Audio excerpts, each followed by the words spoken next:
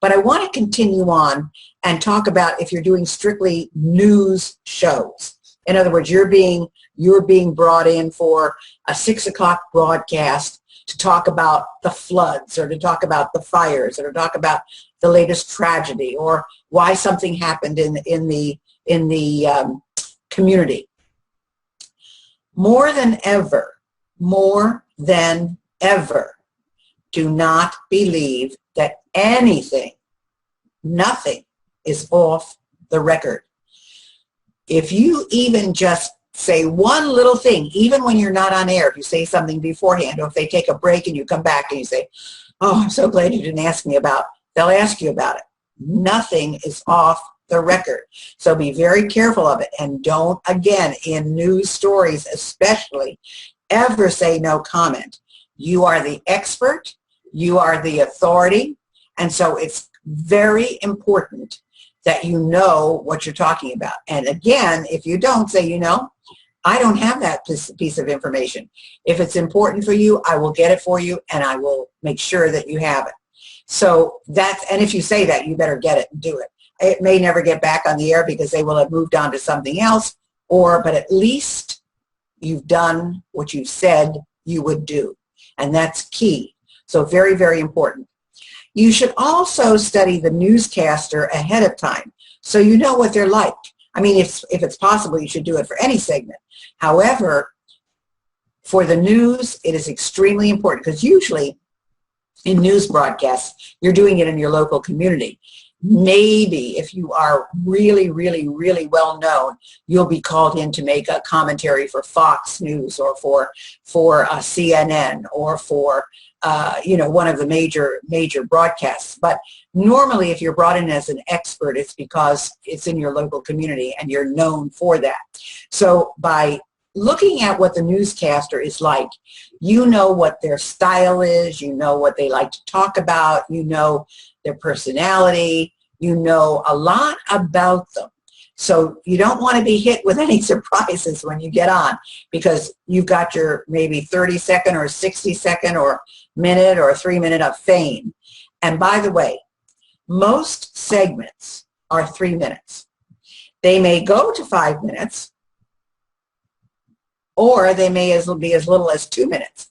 And when you're doing a newscast, sometimes they will keep you on if it's a major drama. They may keep you on for the whole broadcast. I mean, when you have, for example, plane crashes, you see some of the aviation experts on there all the time for a good period of time. But in reality, usually it's more like a minute to 3 minutes.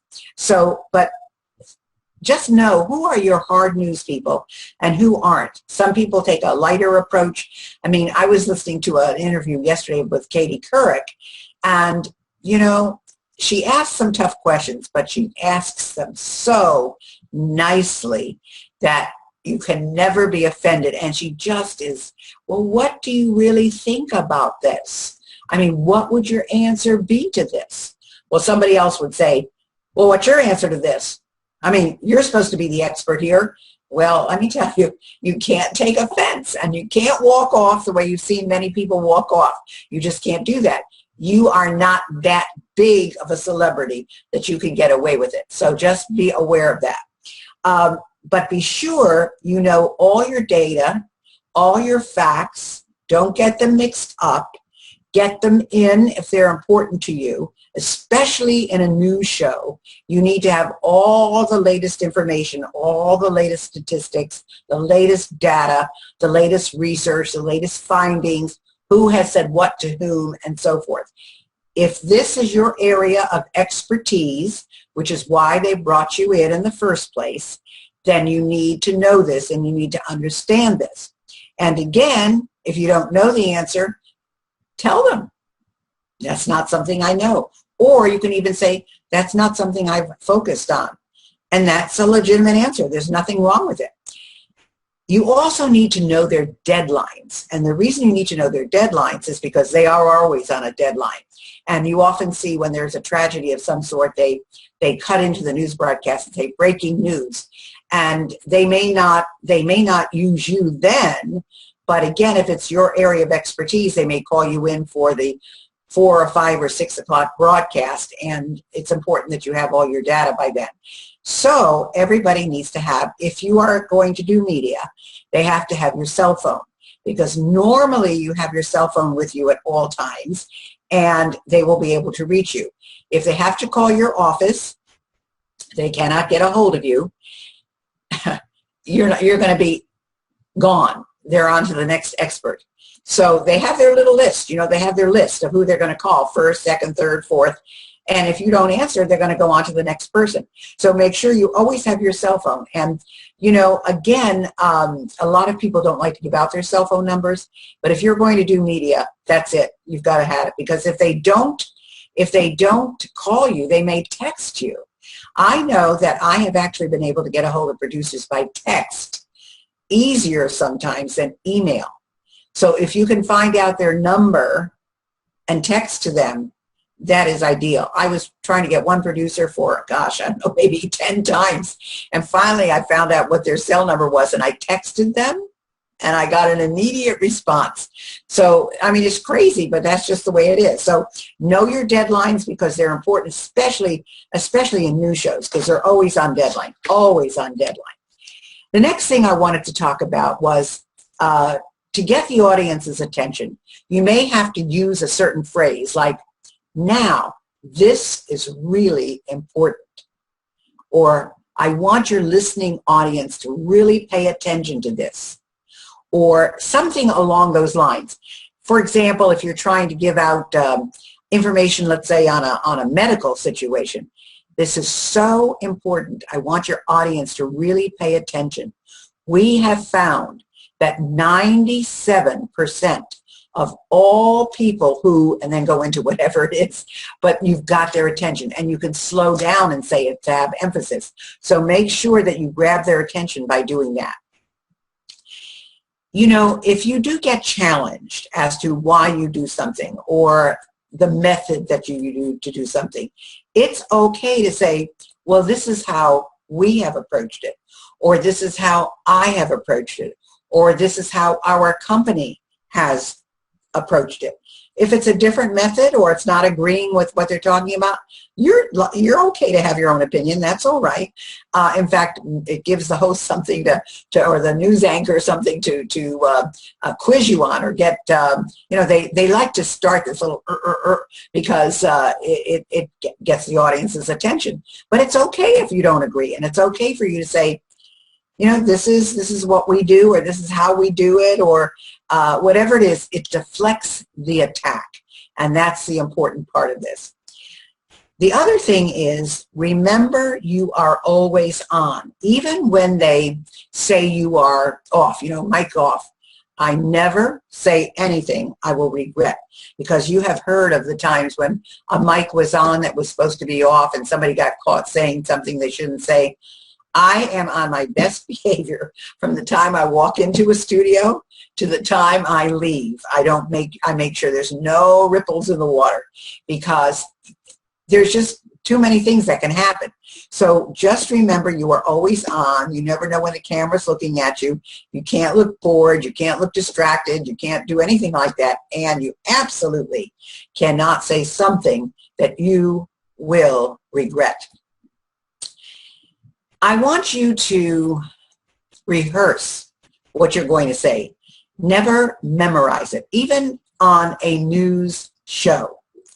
Even if you're called in as an expert to talk about a tragedy that has happened, or if you are coming in to reinforce a particular subject they're talking about. Know your points. Know your points. And be sure you get them across. But if you memorize and they go in a different direction, or they start talking about something different, that's going to mess you up. So know your stuff so well that you know what you want to get across. Of course, they're going to ask you something you're not prepared for. That's normal. But if you're prepared for as much as you possibly can be, that's the key. That is the key. But you just don't want to look worried or bored or upset or distracted or anything like that. You just don't.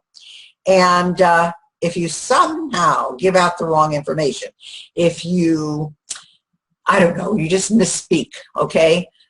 Correct it immediately. Say, I misspoke. I didn't mean to say that. What I wanted to really say was, and just make a little ha ha ha out of it. I mean, nobody is perfect and nobody expects you to be perfect. And if you do say something wrong, like if you mispronounce something, or if you say something with the wrong syllable, and instead of saying, I don't know, Phoenix, you say Phoenix. I mean, you know, come on. You know, everybody's entitled to a little bit of a mistake. One of the most important things that I can tell you is to give short answers. You only have 10 to 30 seconds for whatever you're going to say. And even though it seems like an eternity, you know, when you're preparing, it goes by so quickly. And you don't have time for these long, extensive answers. And that's why you'll notice, I particularly would point this out in the morning shows, the big morning shows, your network shows, where they have the medical doctors on. They explain a very complicated illness or a complicated procedure in really less than 3 sentences. So if they can do it, I know you can do it. So just be able to give short answers, because nobody wants anybody droning on and on and on. And you'll notice in most news broadcasts, it's boom, boom, boom, boom, boom. This one, then the other anchor, this anchor, that anchor, this anchor, that anchor. So be prepared. I mean, that's just the way it is. It goes fast. And they do not want long answers. So just be sure that you give short answers, but complete answers and informative answers. Again, look at the reporter, the anchor, the host, or whoever is interviewing you. The one thing you might wonder, why don't you play to the camera? That's a very good question. Why don't you play to the camera? Because it makes you look very egotistical. It just doesn't look sincere. Think about if you ever watch the late night talk shows, when the guest is engaged with the host, like Kimmel or you know, any of them, Kimmel or whoever else is on at night on the you see that they are very engaged with the host, and they're talking one-on-one. And when they turn away and talk to the audience, it looks like they really are playing to the camera. So you have to be aware that that's what it is. And whether you like it or not, the host, the anchor, whoever is interviewing you, the reporter, even on the street, even if you're stopped on the street, having nothing to do with who I am. I have actually been stopped on the street 3 times for television. And I always look directly at the reporter, because you'll see people going, well, I don't know. And they just look like they don't know what they're talking about. When you look directly at the reporter who's interviewing you, even on the street, that's a key area.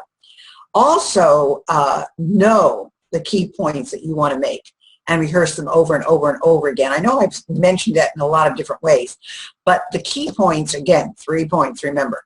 Key points are very important.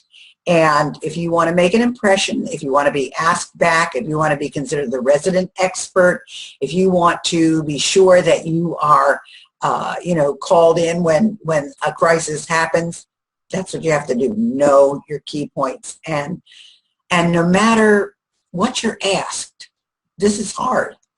No matter what you're asked, get those 3 points in, because they're going to take you all over the place. But if you come back and say, well, like I said, it's important that people do 1, 2, 3. If they do those 3 things, they'll be protected. Very, very important. Once you have answered the question, stop talking. You can only get into trouble when you continue to talk. So don't keep talking.